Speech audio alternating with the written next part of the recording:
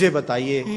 حکمت اور دانائی حضور سے بڑھ کر کون جانتا تھا؟ کیسے پیغام دینا ہے، حکمت دانائی کیا ہے، رواداری کیا ہے، یہ حضور کی طرح کون جان سکتا ہے؟ اور کفار مکہ کو سب سے زیادہ تکلیف کس بات پہ ہو سکتی تھی کہ ان کے بتوں کو غلط کہا، اور انہوں نے کہا بھی کہ یہ نہ کریں، ہمارے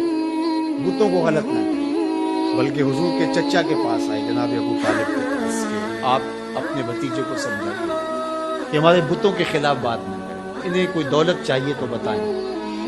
انہیں کسی خاتون سے نکاح کرنا ہے تو بتائیں، انہیں تخت و تاج چاہیے تو بتائیں، لیکن ہمارے بتوں کو غلط نہ کریں۔ تو حضور کے چچا حضور کے پاس آ کر کے کفار کی یہ بات سنی، تو آقا کریم نے کیا کہا، یا امی لو وضع الشمس فی یمینی والقمر علی یساری، میرے چچا اگر یہ سورج کو میرے دائیں ہاتھ پہ رکھ دیں اور چاند کو میرے بائیں ہاتھ پہ رکھ دیں، اگرچہ ان کے لیے ممکن نہیں ہے لیکن اگر یہ کر گزرے اور کونین کے خزانے میرے قدموں میں رکھ دیں، میں بتوں کو پھر بھی غلط کہتا رہوں گا، بتوں کو پھر بھی جھوٹا کہتا رہوں گا۔ میں آپ کو یہ بات بتانے جا رہا ہوں وہ یہ کہ کفار مکہ کو سب سے زیادہ تکلیف اس بات کی تھی کہ کوئی ان کے بتوں کو غلط کہے، اور حضور سے بڑھ کر حکمت کون جانتا تھا؟ تو چلو اس بات کو آخر میں رکھ لیا جاتا، لیکن حضور جانتے تھے دین کی بنیاد یہ،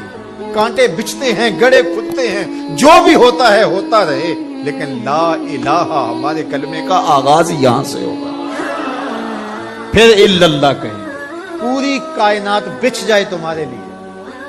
تمہیں آسان قرضے دے دے، تمہارے قرضے معاف کر دے، اس شرط پر کہ تمہاری رواداری اس طرح ہو کہ تم غلط کو غلط نہیں کہو گے، تو ہمیں یہ شرط قبول نہیں کرنی چاہیے۔ مختلف ادوار کے اندر ہر حکمران یہ کرتا ہے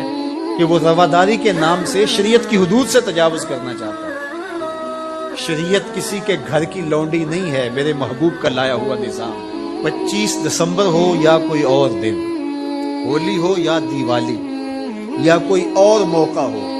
غیر مسلموں کے ساتھ ہمیں رواداری کا جو سبق ہمارے دین نے ہمیں دیا ہے ہمیں اچھی طرح سے یاد ہونا چاہیے۔ ہم نے غیر مسلموں سے رواداری کا طریقہ مغرب سے نہیں سیکھنا، آمنہ کے لال سے سیکھنا،